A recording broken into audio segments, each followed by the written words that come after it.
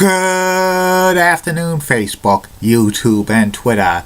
This is Rich again, back for your second video blog of the day for Saturday, December 19th, 2015, around 5:31 in the afternoon in Billerica, Massachusetts.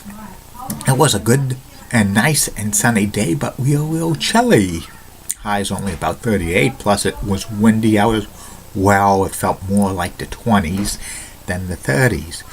Some places in the Merrimack Valley area, Boston and New Hampshire and Route 2 corridor reported some snowflakes, but nothing reached the ground. Nothing was recorded at Boston's Logan Airport, so it didn't snow in Boston today. Some news to report. Cleveland Cavaliers guard Kyrie Irving is going to be back in action tomorrow, so that's good. Kyrie's been out since the NBA Finals when he had a serious knee injury. And sad news to report in the world of professional hockey. Longtime Montreal Canadiens player and Hockey Hall of Famer Dickie Moore passed away at the age of 84. So prayers to his family. That's about it on the news. My next video subject of the day is about the 1988 and 1989 game show Wipeout, which only lasted 1 year in syndication. It aired from September 12, 1988 through June 9th, 1989. It was on first run syndication. It was hosted by Peter Tomarken, who doubled as the show's supervising producer, and it was announced by Jim Hackett, Bob Wrigley, and John Harlan. The executive producers was Bob Frazier and Rob Dams, and it was distributed by Paramount Television Distributions, which is now CBS Television Distribution, and was filmed at Paramount Studios in Hollywood, California. And the object of Wipeout is they had 3 contestants start out the game, and Peter Tomarken, who hosted the first round, was the board of 16 possible right answers, and 11 were right answers and 5 were wipeouts, and Peter Tomarken would say the subject and stuff like that, and they had to find 11 of them.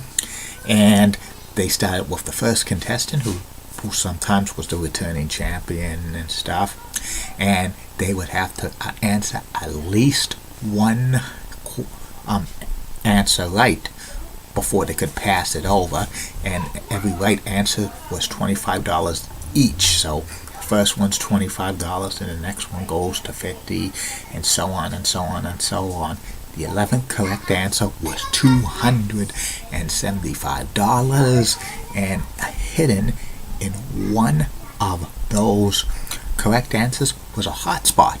The hotspot was usually a trip somewhere or like a prize package, and the contestants who got it kept it, but if they wiped out, that they would lose the hotspot and it would go back with the remaining correct answers and stuff. And also, if you got wiped out, you lost all your money and stuff. And the first round ended when all 11 right answers were revealed, or the 5 wipeouts were used. And the top 2 contestants who got the most money during the wipeout during the first round would advance to the second round. If there was a tie, they would play a tie-breaking question, which Peter Tomarken would flip a coin, and the 2 tied contestants would alternate, and they would continue until one contestant wiped out, or all the answers were revealed. And then the next round was the challenge round. The challenge round was like they had 12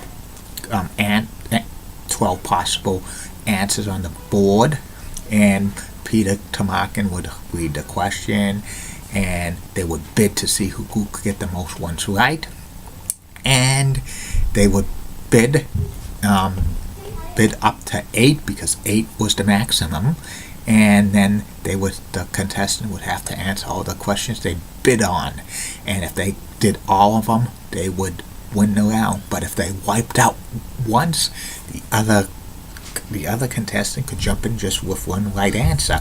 But if they wiped out, it would go back to control, and they would have to answer the remaining ones. There were 8 correct answers and 4 wipeouts during the challenge round, and it was a 2 out of 3 games. And the winner of the wipeout round went to the bonus round, plus they would win a prize package as well.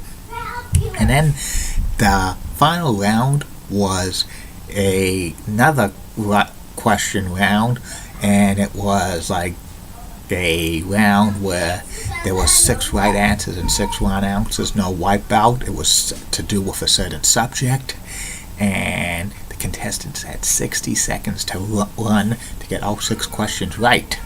And if they did get all 6 questions right, they would win a brand new car. But if they didn't, they would return to the next game and stuff.